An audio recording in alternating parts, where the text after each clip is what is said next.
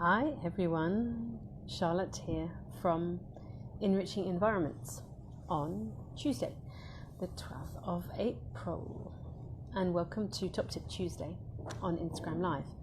Today is a really, hi Jane, today is a really auspicious day because, hi everyone who's joining, hi Angela, hi Metha, everyone who's joining today, hi David, everyone who's joining today is a very auspicious day because it is pretty much exactly 2 years since I started Top Tip Tuesday on Instagram Live.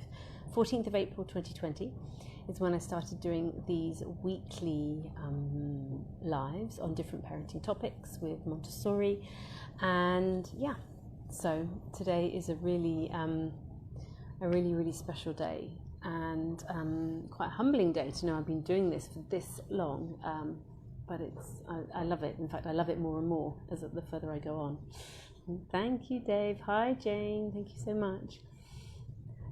So this evening we are talking about the second sensitive period in Montessori terms, and that is the sensitivity to movement.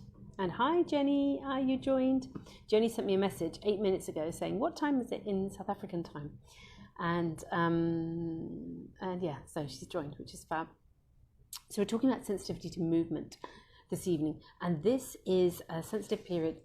Just to recap quickly, sensitive periods are windows of opportunity for spontaneous, unlimited learning in the life of a child in the first 6 years of life. And Dr. Montessori identified 6 sensitive periods. 6, I was saying 5, but this is 6 sensitive periods.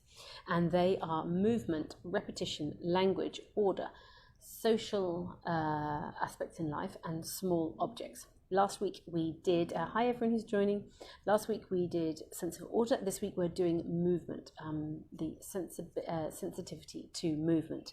So, as I'm sure that all of you know, I know we've got educators watching and we've got parents watching.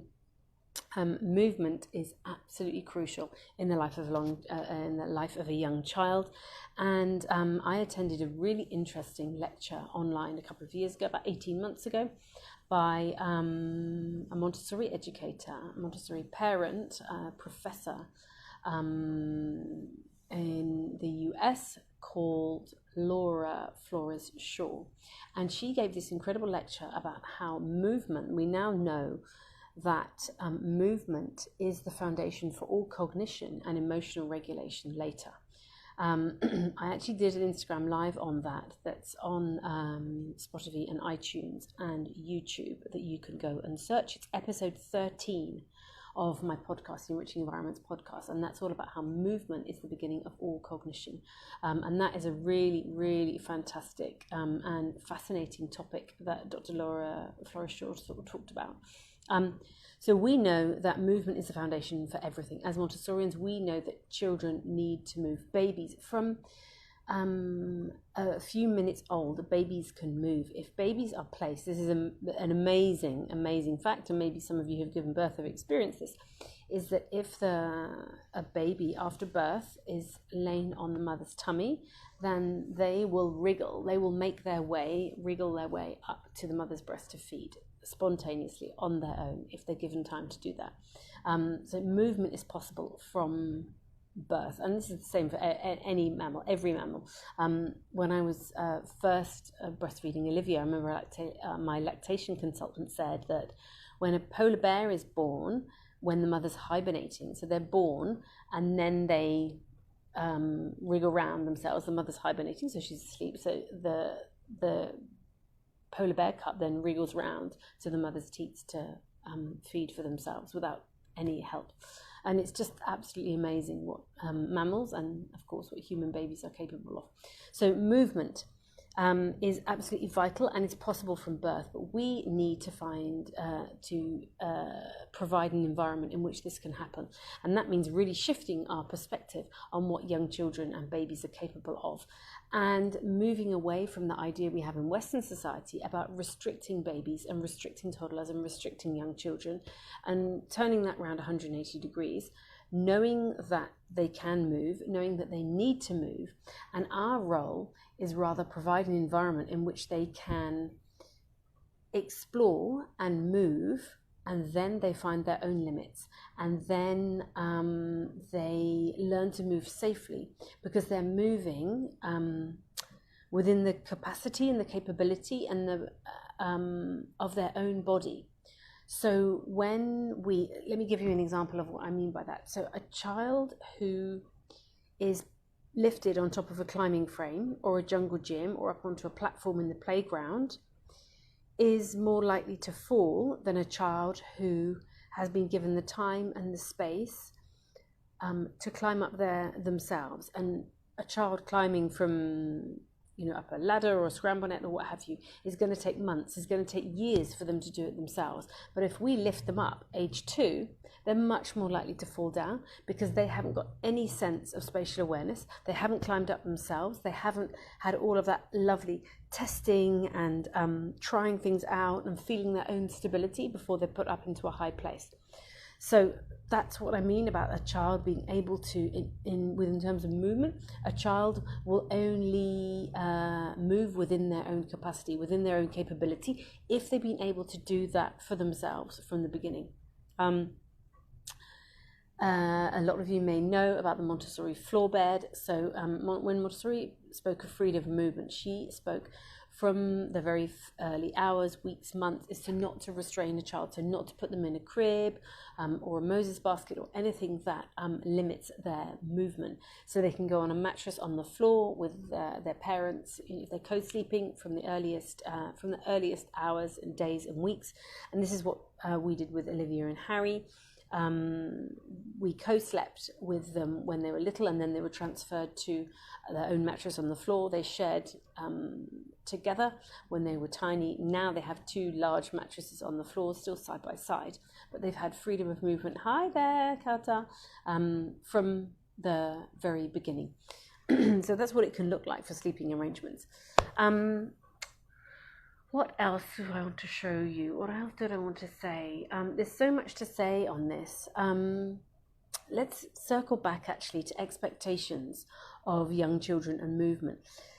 So much of what we see in Western society is designed to control children rather than to facilitate their movement. So cots, so those sitting up chairs, rockers, bouncers, all of those things that contain children rather than allow their natural movement.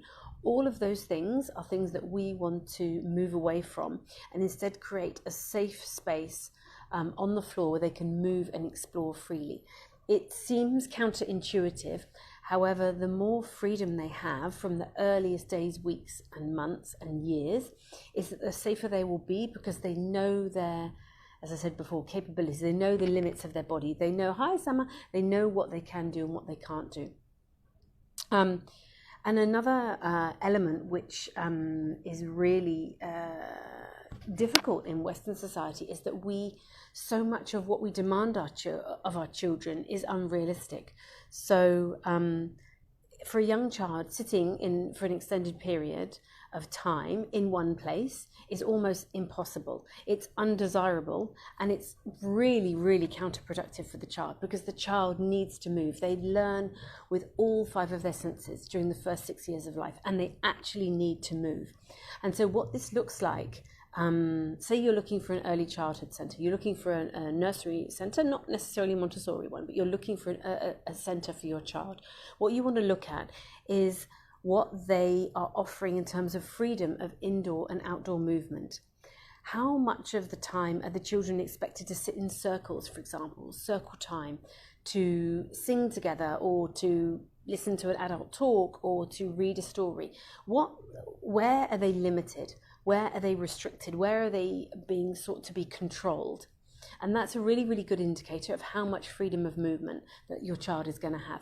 They absolutely need to move. It's vital for every area of their development. And be very, very wary of any childhood centre that talks about teaching a child to sit still or to stay in one place, or circle times where all the children are expected to sit together and do something together. Because for young children under the age of 6, that's just impossible and completely undesirable. What they really, really need to do is move the whole time. An ideal scenario is when they're moving from gross motor to fine motor, and they're moving. If they need to move again, they need to climb, then they get 10 minutes to climb, spontaneously, and then they'll come back and do some more focus work. Or they'll be singing and dancing and moving around and jumping and running, and then they move back to another piece of work that interests them. But any type of environment which requires our children to sit and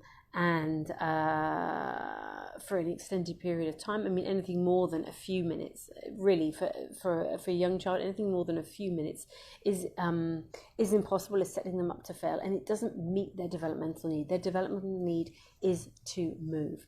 At home, so what you can do at home to facilitate movement is to just think of, if you're lucky enough to have an outdoor space, even if that's a small terrace or a balcony, what can you do to allow your child to move in and out freely so they can move when they need to? Is there a way that they can move from things that they could do outside, I don't know, messy play or artwork or whatever it might be, to inside? Can they do that easily and spontaneously for themselves? They need to move all of the time. And I think when I work with parents, one of the main topics that comes up is this, in terms of how can I get my child to sit still, or how can I get my child to not be so active? And actually we want the opposite. We want them to be active, and we want them to be moving, and we want them to be choosing what it is that they want to do, because that's really fulfilling their need. When their needs are fulfilled, then they're actually learning more, they're absorbing more, because they're fully engrossed in their whole body and what they're doing. So think about in your home environment, what can you do to facilitate indoor and outdoor more easily, more freely for your child, so they can satisfy whatever they need at that moment in fullness. Hi there, everyone who's joining. So, I had lots and lots of notes of different examples and lots of other things we can talk about. But what I really want to do is to invite you into getting curious about yourself and your approach and your attitude towards your child's need for movement. Get curious. Does it annoy me that they're wriggling and moving around the whole time? What can I do to support them more in this area? What do they really need when they're moving around? Just observe them for a bit. Ask yourself, what is he or she really, really needing in this moment? What can I add or remove from the environment? Is there a barrier that I've put in place somewhere that I need to remove so that they can have freedom of movement? One tip that I can offer you, if you live in a 2-story place, so you've got a place with stairs, and you have a baby who is a little baby or a crawling baby, the safest thing you can do with your stairs when you have a crawling baby is to remove the gate and allow them to learn to go up and down stairs when they're crawling, because they're very, very low to the ground. They're on the ground, so it's safer. They don't have to do any balancing. What they can do is learn to go up and down, wriggle down, up and down in a really, really safe way. So learning to use stairs when crawling is the safest way. And that seems really counterintuitive, because we would all think, hang on, let's wait till they're walking really, really stably and then we can show them how to do it. But actually the reverse is true. If we can, and I've seen this with so many clients, the earlier that they learn to use the stairs, then the safer they are when it comes to walking down them, because they know they've made a safe plan when they're little. They obviously need to be supervised on stairs until they're much older, until 3-4 years old. They always need to be supervised. But the ability to go up and down safely is easier when they're crawling. When they're low to the ground, as I say, they're safer. When they don't have to worry about balance like they do when they're walking down, when they're jumping down. And they can move in a way that's easy for them, and they can be completely autonomous. We can't really help them when they're crawling, and that's what we want. Whereas what lots of us do, and I know it's really high, yes, Satam, what's really easy to do is that once our child's walking, our tendency is to want to hold their hand as they go downstairs. But again, that's taking away their freedom of movement, and that's actually hindering them, because they can't actually, hi Christina, they can't actually Really balance properly if we're holding their hand. Much better, much earlier. Allow them to learn to use the stairs when they're crawling, right from the beginning, and then that makes them safer overall in the big picture. So let's go back to our questions. So our things I'd like you to consider. Get curious on where am I holding my child back? Where am I impeding and where am I hindering movement? Am I being controlling? It's really funny because Olivia, my daughter who's 7, she's going through this stage at the moment where telling me that I'm really controlling and I'm really strict with her. And it's made me a bit paranoid because I don't think that I am, but maybe she's right. Maybe I am. So it makes me smile when I talk about in what ways are I restricting movement, because this is really coming up for me at the moment. And Olivia's 7 and she's a lot older and she has complete freedom of movement and what have you in the home. But intellectually, she's really challenging me in that way at the moment. And it's really interesting how at different stages our children challenge us in so many different ways. So ask yourself, when our child is moving around the home, when they're moving around, observe them in a park, at a play date, when you're out, visiting friends, when you're out and about, think, hi, Montessori violin, volume. I read violin, but it's volume. Observe yourself and think, okay, what does my child really need in this moment? And in what ways am I restricting them? Am I stopping them from climbing that climbing frame? Am I stopping them from exploring that tree? All of those questions really gently ask ourselves. And as I mentioned right at the beginning, when our child is climbing, then we need to be really close to them. But what we don't need to do is to put them in places that they can't get to. They're going to climb up to the height of the playground or the top of the ladder or the platform or to go down the slide, whatever it is, when they are ready. If we lift them up there, say at 2 years old, when they haven't had that experience of climbing up for themselves, that's more dangerous for them. They don't know their body. What our work is, I believe, in these first 6 years when we are facilitating freedom of movement, is allowing our children to feel, to know really what their body's capable of, the power of their body, the power of their balance, the power of their strength, the power to hold back, the power of their patience, all of those different things. That's what they're learning in these first 6 years. And when we really know ourselves, we're in our bodies, and we know what we're capable of, then we can feel the feelings. What am I capable of? We know what courage is and we know what fear is. We know when to hold back and when to push forward. All of these things are part of the emotional development and spiritual growth and sense of self and resilience that comes from complete freedom of movement. If we think it in very simple terms, a child who knows how to crawl up and down the stairs safely, a baby who knows how to crawl up and down the stairs safely, is really somebody who knows their body, knows what they're capable of, and knows how to get to the edge of something and practice coming down slowly and gradually, turning around, reversing down the stairs. These are such amazing skills. They're using gross motor, fine motor, they're using patience, coordination, concentration to go up and down stairs. So this is really intense work, as it were, for a baby. So movement is hugely important, and as I said right at the beginning, it has an impact on cognition, it has an impact on emotional regulation, and it has a huge impact about how our children feel about themselves and their capabilities, what they're really able to do, their inner strength and their inner courage, and the power that they have in the world, the power they have to move within their world and attend to their own needs. When they have freedom of movement, they can attend to their own needs. They can get a drink when they need it. They can get change when they need it. They can climb a tree when they feel that they need to.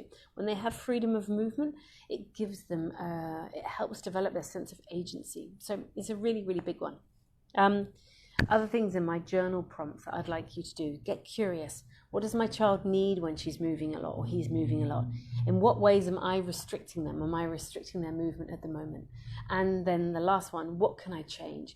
Is there anything in my environment I can change? Is there anything in the playground that I want to approach differently now with them, now knowing that they need to do things of their own accord, for their own efforts? And just to finish, what I love doing, I love intention setting. And whenever I know that I've got something to move through in the next stage of my development, and that's like personally or professionally, in the classroom. I'm in a classroom of toddlers at Montessori here in Dubai, and my intention is always to serve the children that are in my class, to serve them and guide them and lead them, and for me to notice in what ways am I holding them back, in what ways am I restricting them, what do they need from me that's going to help them evolve to their next stage of development.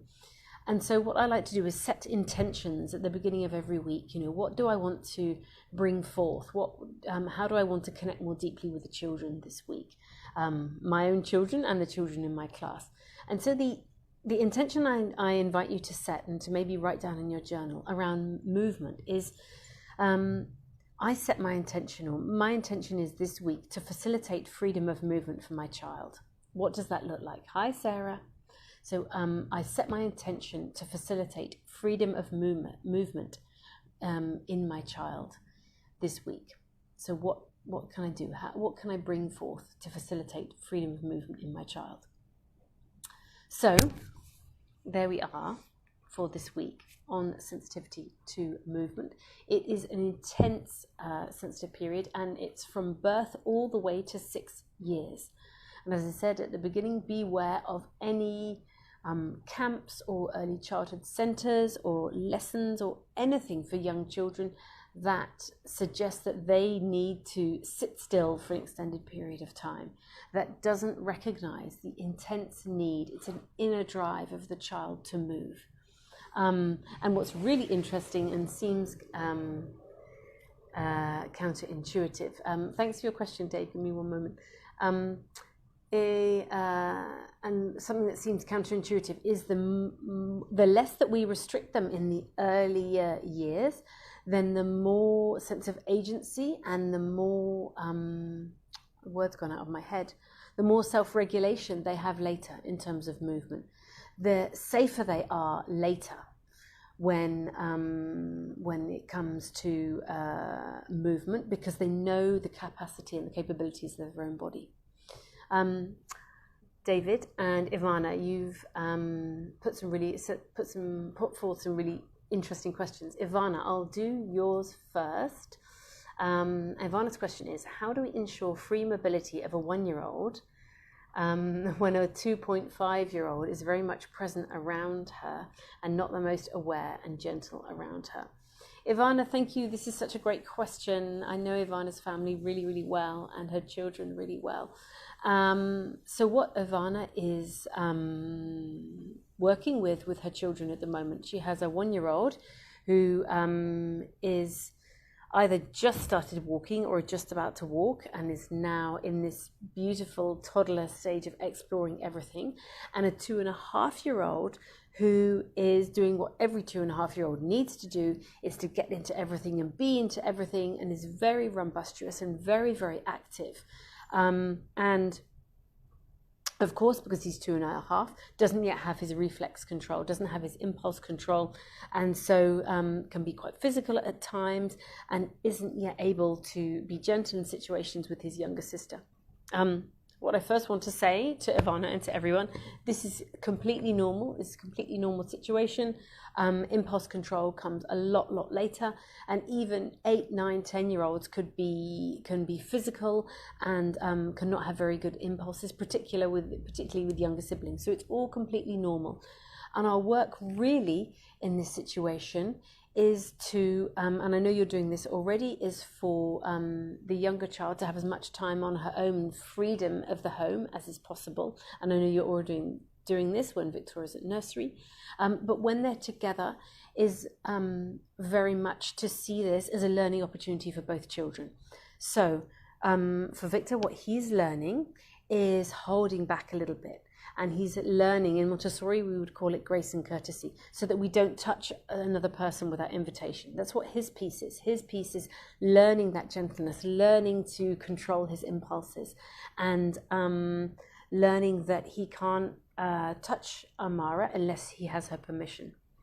And Amara's piece is really stating her body boundaries. Her role is coming into her power.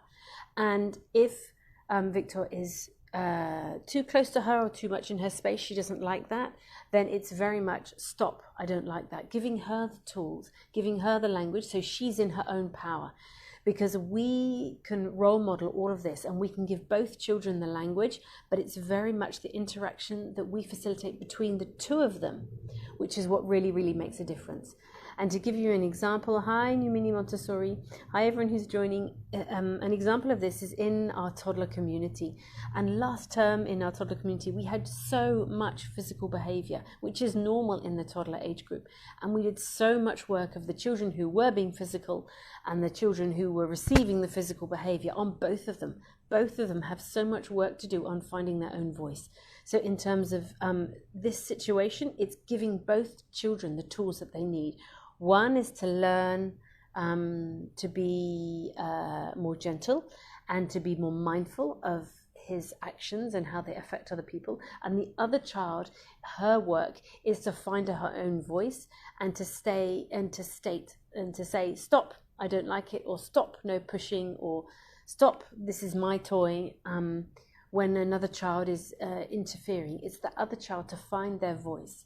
And it's a difficult situation for us as parents when we have, particularly I think it's really just when we have two children, because we can really easily get into this situation of thinking of one child as the victim and one as the perpetrator. And I know I've fallen into this trap myself with Olivia and Harry a couple of years ago.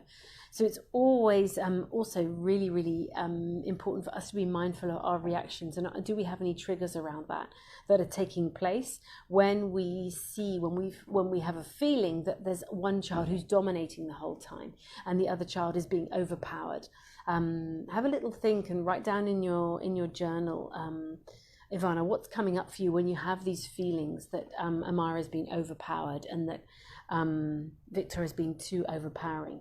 Because often the dynamic that is between siblings, it's there for a reason, and it's something that they both play into, and it's for us to give them the tools and to try as little projection as is possible, which is virtually impossible when it's our own children.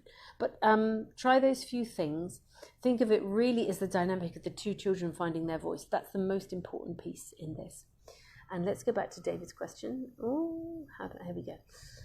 David's question was, how about for older children, say 6 or 7, if we have limited them too much, can we catch up on those missed opportunities? That's a really great question. Thank you for asking it. And firstly, for any parent who is in that position that feels that they've missed opportunities, please do not berate yourself or talk about how you wish you'd done things differently, because that is really a dead end to nowhere in terms of beating ourselves up. But what I can say to you in practical terms is, let's say there's 3 things you can do. One is allow your children to be barefoot as much as possible, and particularly on natural surfaces.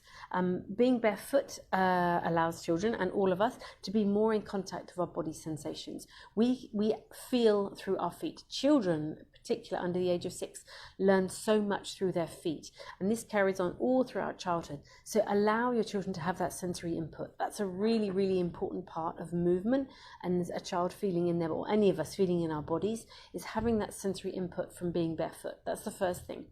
The second thing is allowing as much time as possible for climbing. Climbing is really, really important for children, particularly climbing trees in natural spaces, climbing on rocks. Just thinking here in Dubai, we've got the rocks at the beach to climb on, we've got trees to climb in. Climbing in nature as much as possible, because it is so uneven, as it were, because it's so rugged, because it gives so much sensory output as well, so much sensory feedback for the hands and the feet. And in barefoot as much as possible, again. Climbing in nature is really such a gift for children. It helps their upper body strength so much. It gives them so much self-confidence. So the first thing is barefoot. The second thing I'd say to do, we're talking about, if anyone who's just jumped in, we're talking about an older child, say 6 or 7. If a parent feels they've missed that window of opportunity for movement, and they feel they've restricted their child too much in the early years, what can they do to catch up, or what can they do to facilitate this area of development now? The first thing, my suggestion was barefoot. The second thing was climbing in nature as much as possible. And the third thing I would say is allowing your child to do things that you would consider to be dangerous. So allowing them to do the things like balancing on a wall, like, I don't know, what else I can think? Swinging in the trees. Anything that we consider for them to be a little bit dangerous, that would be a bit too much for them, allow them to do those things. We're going to be close by to support them, of course, but allow them to feel what their body is capable of without us holding them back. It's such an amazing point of awareness to be at, where we realize we may have held our child back. But what part of the big piece in allowing freedom of movement is trust. And so if our child is older, and we can put this trust piece in and know that our child is capable, and know that given space and time, that they will develop the skills that they need at their own pace and follow the natural path of development, this trust is a huge, huge piece. So we can trust they can get there, we can keep them barefoot, we can allow them to climb as much as possible in nature, and we can let them do scary things with us close by. I hope that helps. Let's see if there's any other questions. Hi Ivana, it's a pleasure, thank you so much. Do we have any more questions about movement? We're going to quickly circle back to everything, just looking at the time. Freedom of movement looks like, let's talk about, go back to the beginning. So movement is the foundation of cognition and emotional regulation. It is a fundamental human need. It is the sensitive period in Montessori terms that goes from 0 to 6 years old. Ideally, our children need freedom of indoor and outdoor movement as much as possible. Asking them to sit and keep still for extended periods of time, any more than a few minutes, is unrealistic and undesirable. They learn through movement. Everything that they learn through movement in the first 6 years of life. So we want them to move. We want them to be active. And be very wary of any early childhood centre that wants to control your child and make them sit in a circle and make them do things for extended periods of time in one spot, because that's not going to be serving the needs of the child. What can we do? Oh, for movement, freedom of movement for a baby looks like having them on the floor, not in a cot, not in a Moses basket, not in a rocker, not in one of those chairs, not in one of the bouncy things that you hang in the door. It really means allowing them to be on the floor on sheepskin. Sheepskins are great because they support all of the muscles, all of the joints. Because they're a mammal, they help a child relax and sleep. It's mammalian, so it feels, so there's a sense of comfort there. They are so good for bed sores. I know that they're used a lot for elderly people with bed sores. There's a study being done on asthma. They help with asthma, they help with eczema. Premature babies who are put on sheepskins sleep better and gain weight faster. There's so many benefits to a sheepskin. They're really snuggly and babies absolutely love lying them. You want to have a sheepskin shorn short like this one. This one was from when I bought it in Cape Town 7 years ago. But I bought loads when the children were little, and they still sleep on them now. Olivia and Harry still sleep on the sheepskins that they had when they were babies. What else can I tell you? Freedom of movement for a crawling baby looks like them crawling up and down the stairs by themselves, them learning that, us teaching them, us showing them how they can reverse backwards safely, us showing them how to climb up. That's what freedom of movement is like for a crawling baby. Freedom of movement for a toddler means allowing them to walk, and then they'll start running, and they'll want to balance, and they'll want to climb, and doing all of these amazing things. But we need to allow them to do these things on their own so if they want to go on a balance bar but they can't make it, it's best to not hold their hand. It's best to allow them to do what they can do at their level. So for example, at Montessori at school, we've got 2 balance bars. So what I do for my toddlers, I push them together so it's wider. And there's some children who aren't ready, and they ask for my hand, and I suggest, just sit down. And so when they're ready, they crawl along it. And then when they feel a bit braver, they stand up and they wobble a little bit and they get back down and they crawl along at it. And there's some children who are really, really confident and will stand up and will walk along it, and then will jump off the other end, 2 feet on the ground. But each child is at their own level. But what I do is I ensure that I'm not pushing them further than what their body will do. I don't give them a hand to hold on to, because that's not helping them with their balance. That's not helping them know what their body is capable of. Instead, what I do is sit on the ground and observe where they are. Where are they putting their feet? What can I do to help them? I ask them to remove their shoes shoes and socks first thing, so that they can really, really feel the bar. They can grip with their toes if they need to. So all of these things are really, really important. It's allowing them to move by their own efforts, not putting them up higher than they can climb themselves. These tiny, tiny little things that make a huge difference to a child's safety overall and sense of self and capability. Thank you, Jenny. Thank you for saying that I inspire you. I felt very inspired when I lived in Cape Town. Olivia was born there. So I think Cape Town had such a huge impact on me as an educator, my experience at Little Hands, the people I met, the women I worked with, everything. That mountain, living under that amazing mountain. It was just such a pivotal moment in my career and experience. And it's really, anyone who hasn't been to Cape Town, go, because it's an amazing city. South Africa is an amazing country. What else can I tell you? I think that's everything. Freedom of movement, essential in the first 6 years of life. I will put this on my feed as always this evening, and it will go on YouTube, iTunes and Spotify. If you'd like any more information on babies, toddlers or preschoolers, please go to my website, enrichingenvironments.com. Or my podcast series, The Montessori Mission, is also on all of the platforms, and my book will be coming out in a few weeks' time. I have meditation for children in my online shop at enrichingenvironments.com. That's a meditation I recorded last year. It's a 10-minute, hi Sophia, a 10-minute meditation to help your child fall asleep at night. And I think that's all my news. Thank you so much for joining me. Next week, we are going to be doing a sensitive period for language. So the third sensitive period we're going to look at is language, and that's next week. And actually, Ivana, who joined earlier and asked the question about her children, she sent me a really interesting video of her son, and so that's going to be featuring as part of language development.